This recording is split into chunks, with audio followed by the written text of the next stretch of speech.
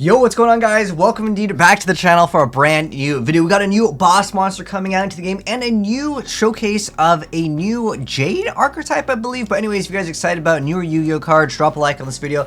Let's go ahead and hop right into it. So first off, we have the Ice Jades and some new Sword Souls.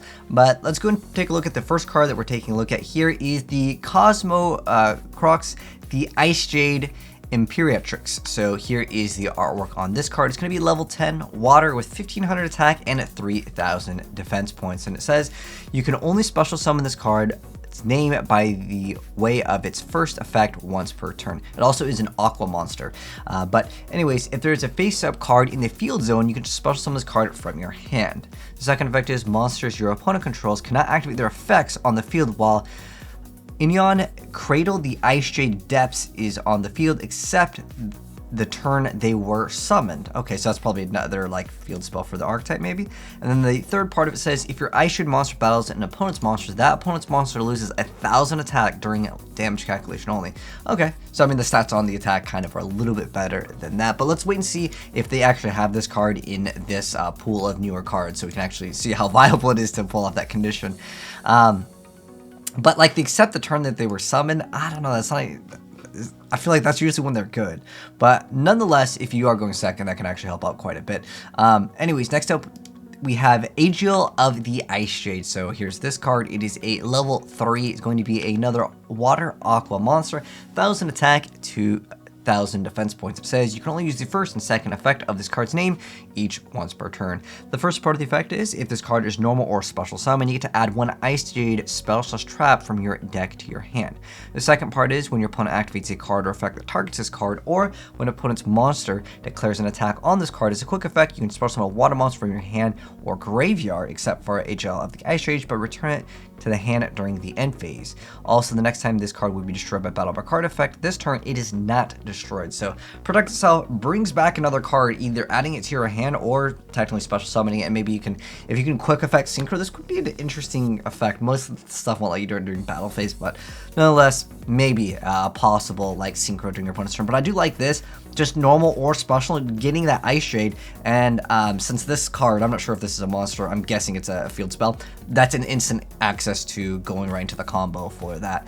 Next up though, we have the Kingfisher, the Ice Jade Ship, which is a level 9 water aqua monster effect, 2500 attack, 2500 defense points, and it's another aqua. So its effect is that you can only use the third effect of this card's name once per turn. So the first part of the effect is you get to target one water monster you control, equip this card from your hand or field to that target. The second part is an Ice Jade monster equipped with this card can attack while in face-up defense position. If it does, apply its defense for damage calculation. You guys remember, I think it was the Super Heavy Samurai. There's also an old school card. Shout outs, yo, comment if you guys know what I'm talking about. Total Defense Shogun. That's like the classic Yu-Gi-Oh attack and defense because you didn't have to worry about Mirror Force. But is this that good of an effect nowadays? And what I don't get with this is that its attack and defense is the same. I guess, well, this card in Ice Jade equipped with this card. So I guess you get to equip it, but then you still apply the other card's stats. That's so weird. It doesn't even, like, this card has 25/25, but you're still applying, it says its defense. I'm guessing, do you apply this card's defense or the monster that's like, that has this card as an equip? Anyways, the other effect is being able to target one face-up monster your opponent controls with attack equal to or less than the equipped monster's defense and special summon this card. If you do, return that target to the hand. Okay, this is a much better effect, but still, nonetheless, interesting effect because it just special summons, so you get to equip it and then maybe bounce back a thing. Very, very interesting card. Next up though, oh, here is Inyon, the Cradle of the Ice Jade Depths, which I gotta double check. Yes, this is the exact card that I was right. It was going to be the field spell. So the field spell says you can only activate one card with this card's name per turn. The first part of it says when this card resolves, you get to add one of your Ice Jade monsters that is banished or in your graveyard to your hand. Amazing effect. Second effect is once per turn, if a monster is normal or special summon, you get to target one water monster you control. That target and all face-up monsters your opponent currently control lose attack equal to that target's original attack until the end of this turn. Okay, So in terms of like this card, this like archetype, this card is definitely like the key card that everyone wants to get to pull off. So they can't activate their effects while you have this, except the turn that they were summoned. So this actually relies kind of more on a go second basis, I would say. Granted, that is if they don't negate everything into this combo, which they would just do if they understand how the deck works. So unless all their cards are like immune to like, you know, your monster, your opponent's stuff, they're just going to negate this card or negate the other card, bringing out the ability to combo. Next up though, let's check out the other card, Ice Jade Erosion. So it's a continuous trap card that says you can only use the first and second effect of this card's name each once per turn. The first part of it says you can target one face-up card your opponent controls, destroy one Ice Jade monster you control, and if you do, negate that target's effects until the end of this turn. Okay, you do have to lose on Ice Jade, but you can bring them back, kind of, especially with that small monster that just brings it back from the grave. But it might be too slow because they have to declare the attack, right? Second part is if a face-up water monster you control leaves the field by your opponent, except by being destroyed, you can take one Ice Jade monster from your deck and either add it to your hand or special summon. Oh, okay.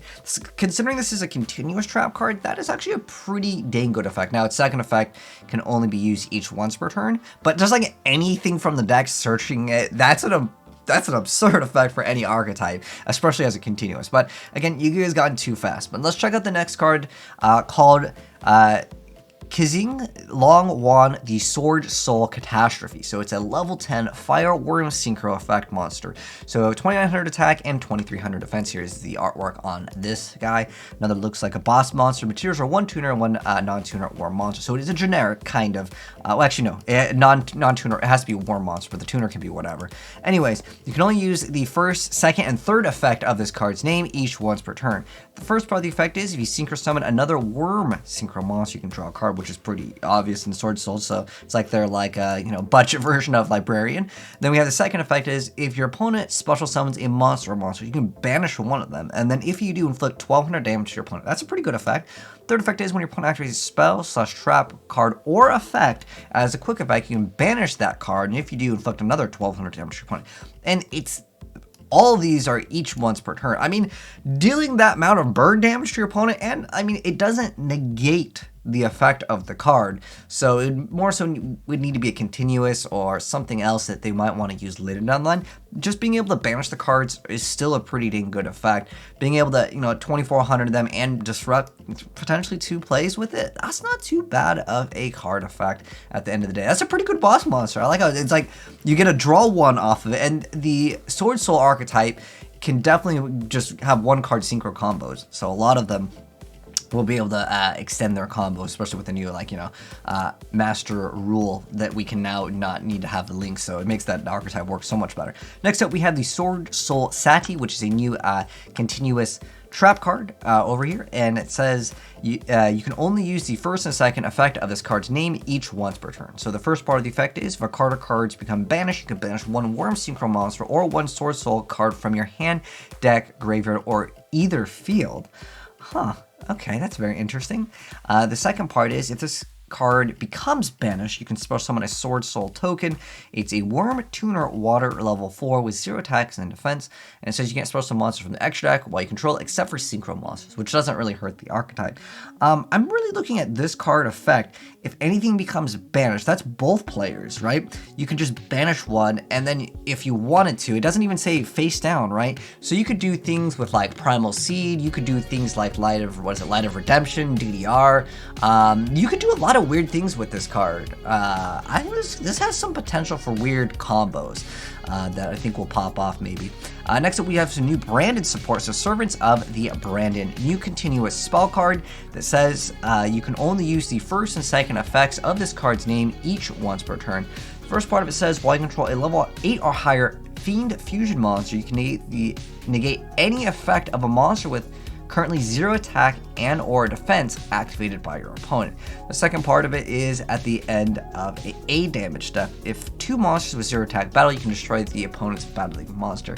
It's supposed to be like some like pseudo reptile, like anti-reptile over here. I don't really know how viable this is, but I mean, this effect can be good as long as their archetype can reduce the stats to 0. Could be kind of useful. Anyways, guys, that's gonna go ahead and wrap it up for the video, guys. Let me know what you think of any of these cards down below. I think this new boss monster is pretty cool. Ice Jade kind of interesting as an archetype, but again, if the whole idea is to go second and then you have to combo, and then it can negate your opponent's combo, they're just going to negate before that, right? I mean, unless all these cards said, like, your opponent can't negate this during your turn, then the archetype would have a lot more potential. At least that's my view on it. Let me know your thoughts down below. But thanks for tuning in. If you enjoyed the video, drop a like on it. If you're new and you want to see more new Yu-Gi-Oh cards as soon as they get announced, hit subscribe, turn the bell, and definitely see more. But take care. I'll catch you guys in the next video, and I'm out. Peace.